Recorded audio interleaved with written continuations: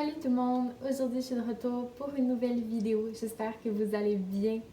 Aujourd'hui, je vous présente La fiancée de Kiera Cass qui contient 356 pages et édité par les éditions Robert Laffont. Petit résumé. Hollis Bright est une noble de la cour de Coroa. Le roi Jameson est en amour avec elle et va bientôt lui passer la bague au doigt. Quoi de plus excitant? Devenir reine, être fiancée au roi, avoir tous les privilèges que cela inclut, être la femme la plus riche du royaume, entrer dans une lignée de reines extraordinaires qui font l'histoire du pays. Quoi de mieux? Pourtant, Hollis Bright va réaliser peu à peu que se marier au roi, c'est peut-être pas ce qu'elle avait toujours imaginé, que c'est peut-être pas ce qu'elle souhaite encore. Et un jour, des exilés d'un royaume voisin vont atterrir dans le royaume, à la cour, et les yeux bleus du nouvel arrivant vont la transpercer. Pour commencer, c'est une histoire d'amour classique. Et bien sûr, c'est rafraîchissant, c'est agréable d'avoir une histoire d'amour qui va être nouvelle, originale, mais cette fois-ci, on retrouve vraiment le sempiternel amour entre deux membres de la société haut placé et un troisième pauvre humain qui est moins haut placé dans le rang social. Et ça fait vraiment du bien d'avoir ce classique, cette espèce de... On sait que ça va toujours être là et c'est réconfortant d'en lire un.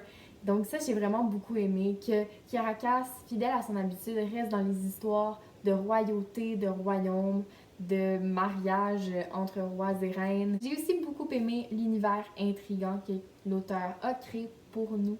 Donc, comme vous pouvez le deviner, Coroa n'est pas un royaume réel. Donc, c'est un royaume inventé par l'auteur et on n'a pas de précision si ça se passe avant aujourd'hui, après la Troisième Guerre mondiale, comme dans la sélection. On n'a pas vraiment de manière de se situer dans le temps. Ce que j'ai quand même aimé parce que ça en fait pas un roman médiéval, un roman futuriste. On l'adapte vraiment à notre imagination et donc c'est vraiment super cool à découvrir.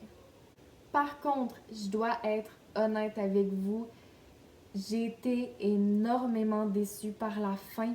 J'ai aimé la fin, mais c'est juste, c'était pas ce à quoi je m'attendais, c'est pas ce que j'avais envie qu'il se passe. Donc pour moi, ça a été une fin plus amère que douce, mais il y en a beaucoup d'autres qui trouvent que c'est une fin complètement merveilleuse.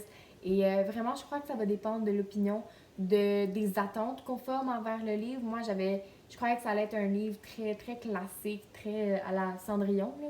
Et pour les gens peut-être qui s'attendaient à des retournements de situation complètement incroyables, peut-être qu'eux ont une vision différente du livre. Donc ça, c'est ce que j'aime de savoir ce que vous pensez du livre. Donc si vous l'avez lu ou vous planifiez de le lire, s'il vous plaît, commentez en bas comment vous avez trouvé ça. Je suis vraiment curieuse.